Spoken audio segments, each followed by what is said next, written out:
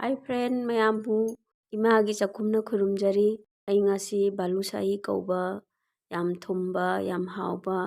अचापोट अमा सेमजदुरी अदो मयाम यंगमिन्नरसी कमाइना सेमबनो हाइबदु अइना हुजी खांगजे हाना सानजरे खांगजिदा अइना चीनी खरा हापकनी चीनी जिदा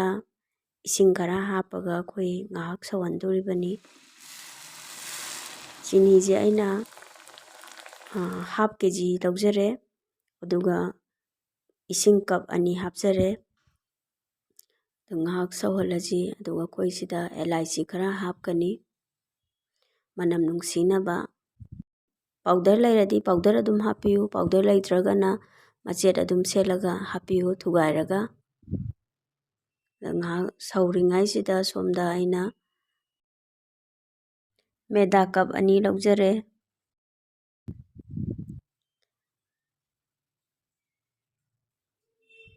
थाउजे रिफाइंड ऑयल ने घी लेरगना घी ओइना तौबियो अदो अइना हाफ कप अमा थाउ लौजरे थुम खितंग अमा हापी थुम हापजिना मागी महाउ टेस्टो थुम्बदो होरेन ओरप मतमदा बैलेंस तो ओइदुइनी सिना इसिंगजे खरा खरा हापगा तोटसी तोटपा मतमजिदा माई खरा खरा मतुम मतुम तासलैजे सुमाइना ओइगदबनी थाउ तु याउद्रगदी यारोइदुइनी इसिंग खितंग खितंग हापगा तौबियो अदो मयामना बेकिंग सोडा हापगा सेमसु याय आइदी बेकिंग सोडा दो हापचद्रे सिगी चांगजे पेटपगी चांगजे ओइगदबनी फजन मतुम तासलगा कोई ngahtang कवर तौरगा थमजी मिनिट 10 मुक्तंग साइडता थमजी सोमदा अइना ngसाइगी चीनी दो मुल्लब्रा येंगसी मुल्ले चीनी जे फजना कोई मागी खुद अनि समनरगा चिंगटपदा लाइन अमा ओइरिसे माइजे मुल्लबनी अदा कोई सी मुथलगा थमग्रसी ngahak अदुगा आटाजे आई मिनिट 10 मुक फजरे अदु यारनी सिगी चांगजे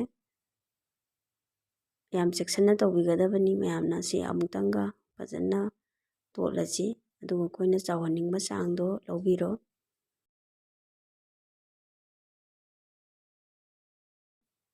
कोइना मतुमजे फजना उरुरु लैरगा कोबाकसे तासलेगै मनुंगदा माई लाइन लाइन मनुंगदा लैबा हेंदुइनी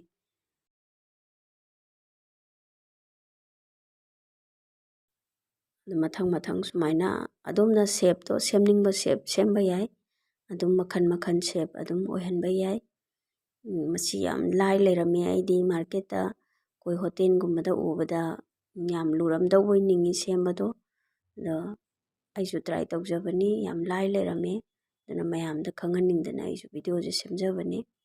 मयामना आइगी चैनल जी सब्सक्राइब तौबियो लाइक तौबियो बेल आइकन दुगा नंबिरमो मथंगी वीडियो लापदा दोमदा याम फास्ट ओइना यौरकनबा कोई आइना हुजिक सेमबा लोइजरे खांगदा थाउ जाइजरे रिफाइल ओइना तौजरे दुगा थाउजे मुनब्रा येंगबगी आइना मतुम अमा थादरा येंगे हौजी थाउजे मुल्ले अदो आइना ngसाइगी अचापोटसे अता मतुम अताबदो थादजरेको ngसाइ सेमगिबदो मसे मईजे याम लेखटपिगनु मईजे तपना थाबियो मई लेखलगदी थाउजे सारगदी हाना कासनगिबना हानगनी मुलबा ngमौरोय दुना मईदो मीडियम दगी खितंग हंदना थंबियो आई मचूजे लैसलए मचूजे डार्क ओइसलए कलर अदो सी मुल्ले हुजी सी लौथरगा थमग्रजी अथुंबजी कोई याम तोइना चाबदी फते अदुबु मरक मरकता चानिंगबा फाउरई बाजार चलगा लैबदो हेता ngमक्तबा मतांगसु यावे अदुना युमदा याम लाइना सेमगा चाबियु मयामजु सी अमु मुलल्लजी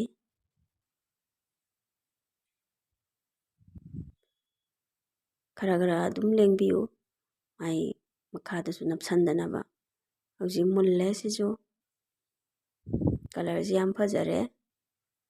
मखा तारकपदा अमु आइना ngसाइगी चीनीदो अमुक साहनजरे मसीदा बालुशाही अचापोट को मसी थादरे अता मतुमजे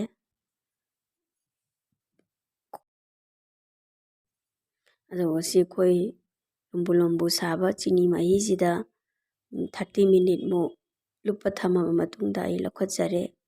ꯁꯤ ꯐꯤꯕꯝꯁꯦ ꯑꯣꯏꯔꯦ ꯍꯧꯖꯤꯛ꯫ ꯐ꯭ꯔꯦꯟ ꯃꯌꯥꯝ ꯌꯥꯝ ꯍꯥꯎꯋꯦ ꯃꯁꯦ꯫ ꯑꯗꯨꯝ ꯑꯉꯥꯡꯁꯤꯡꯗꯨ ꯄꯤꯖꯕꯤꯕ ꯌꯥꯏ, ꯑꯗꯩ ꯑꯩꯈꯣꯏꯁꯨ ꯆꯥꯕ ꯌꯥꯏ, ꯑꯍꯜ ꯑꯉꯥꯡ ꯈꯥꯛꯇꯅ꯫ ꯃꯌꯥꯝꯁꯨ ꯇ꯭ꯔꯥꯏ ꯇꯧꯕꯤꯌꯨ꯫ Thank you.